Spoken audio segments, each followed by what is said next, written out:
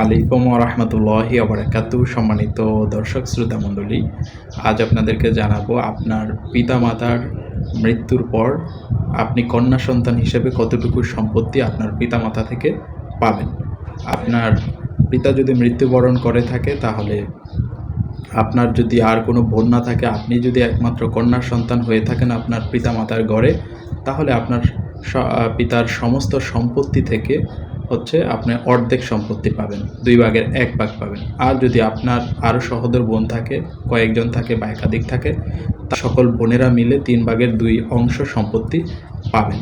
আর যদি আপনার একজন ভাই থাকে অথবা 2 জন ভাই থাকে, বা আপনারা কন্যা সন্তান আপনার পিতার ঘরে যতজনেই থাকেন না কেন, তাহলে এই সম্পত্তিটা 2:1 হারে পাবে।